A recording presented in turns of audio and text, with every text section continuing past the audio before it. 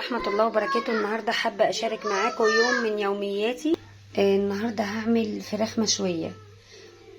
احنا في نص رمضان، كل سنة وانتم طيبين. ربنا يا رب يتم الشهر ده علينا وعليكم بكل صحة وصوم مقبول. معانا في الخلاط هنا بقى فلفل رومي و3 طماطمات وبصل و7 بهارات، حبهان، بلح جوز الطيب وملح، بس كده. كل ده هيتفرم فرم ناعم خالص خالص خالص زي ما انتم شايفين كده. تمام. حلتك بقى وتقومي ناقعه على الفراخ كده ومقطعاها زي ما انا مقطعه كده. بصي يعني انا كان عندي فرخه واربع اوراق. تمام. عشان عندي عزومه النهارده فانا قطعت الفرخه، هخلي ده بانيه لوحده، وهاخد الفراخ هقطعها وافتح الوراك كده من كل ناحيه، وهنقعها في ميه بخل فلفل اسمر، واجيب الخلطه بتاعتي واحطها في طبق، وابتدي ان انا الوراك زي ما انتوا هتشوفوا اتبلها من الفتحات كده، اديها تتبيله واسيبها في التتبيله دي لمده ساعات. تمام، يعني ساعه كويس قوي. اجيب بقى الصينيه بتاعتي وادهنها ماده دهنيه، زيت، سمنه، زبده، اللي انت عايزاه، واقطع بطاطس واحط برضو التتبيله دي على البطاطس، واكون مشغله الفرن بتاعي زي ما انتم شايفين.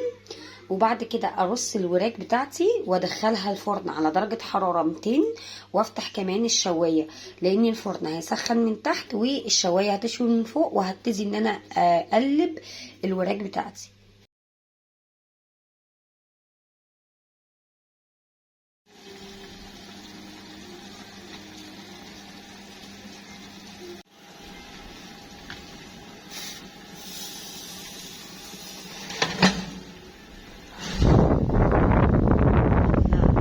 الله تسلم ايدك يا بنت العرب.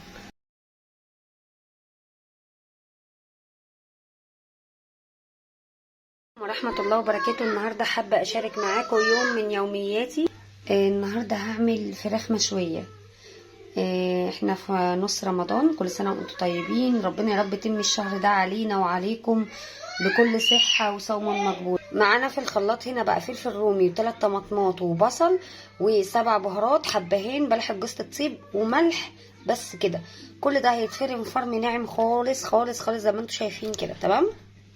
حلتك بقى وتقومي ناقعه على الفراخ كده ومقطعاها زي ما انا مقطعه كده. بصي يعني انا كان عندي فرخه واربع اوراق. تمام.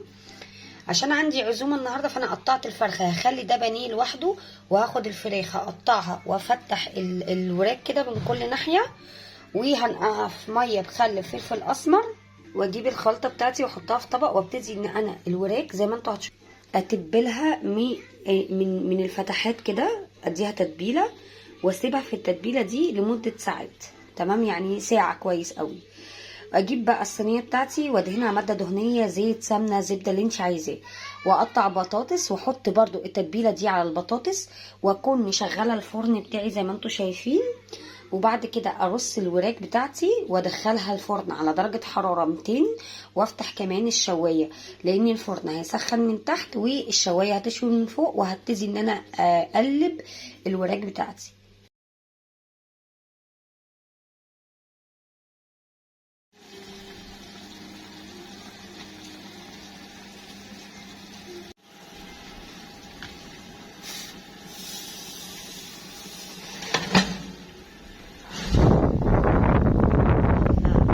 الله تسلم ايدك يا بنت العرب.